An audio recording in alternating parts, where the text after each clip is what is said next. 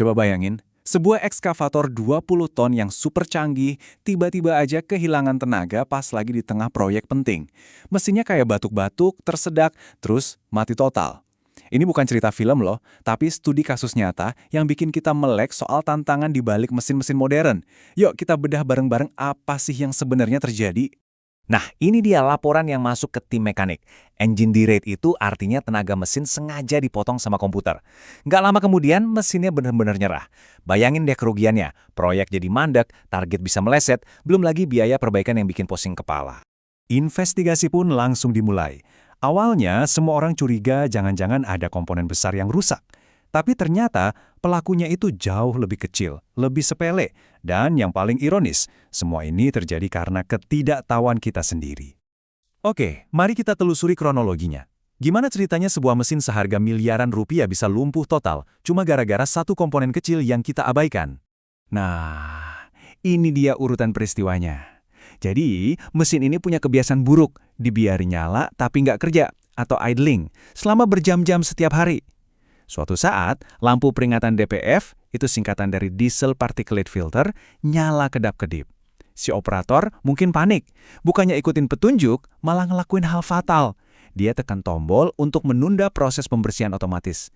Cuma satu tombol, keputusan kecil, tapi 2 hari kemudian seluruh operasi lumpuh total.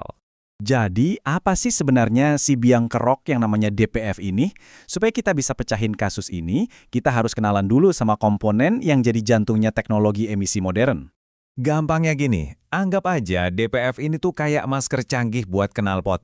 Tugasnya mulia banget, nyaring partikel jelaga hitam yang beracun biar nggak nyebar ke udara. Tapi ya, sama kayak masker yang kita pakai, kalau kelamaan ya pasti mampet juga. Nah, ini penting banget buat dipahami. Ada 2 jenis kotoran yang bisa bikin mampet. Pertama, ada jelaga atau soot. Ini partikel karbon yang untungnya bisa dibakar sampai habis. Yang kedua, ini yang bahaya. Namanya abu atau ash. Ini asalnya dari oli mesin. Abu ini sifatnya kayak batu. Nggak bisa dibakar dan bakal numpuk permanen di dalam filter. Ingat ya bedanya, karena ini kunci dari semua masalahnya. Untungnya, mesin pinter ini dirancang buat bisa bersih-bersih sendiri dari jelaga. Prosesnya namanya regenerasi. Ada 3 level. Level 1, pasif. Ini terjadi otomatis pas mesin kerja keras. Kalau itu gagal, komputer ambil alih di level 2, namanya aktif. Dia bakal naikin suhu secara paksa.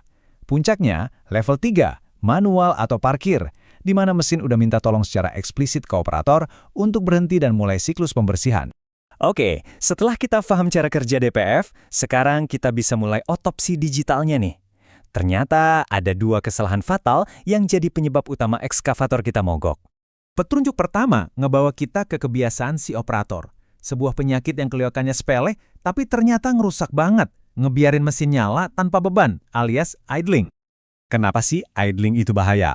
Gini, proses bersih-bersih otomatis tadi, yang pasif, butuh suhu knalpot di atas 300 derajat Celcius.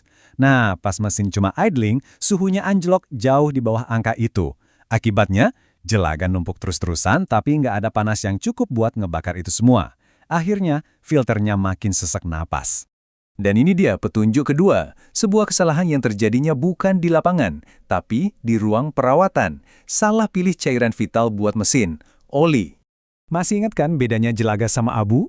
Nah, ini dia sumber dari abu permanen yang mematikan itu. Ternyata, oli tipe lama kayak CF4 atau CI4 kandungan abunya tinggi. Setiap tetes oli yang salah ini kalau ikut kebakar, bakal ninggalin sisa abu yang bikin filter mampet secara permanen. Dan ini kerusakan yang nggak bisa diperbaiki cuma dengan proses regenerasi. Oke, kita udah tahu biang keroknya. Sekarang, bagian paling penting, solusinya gimana?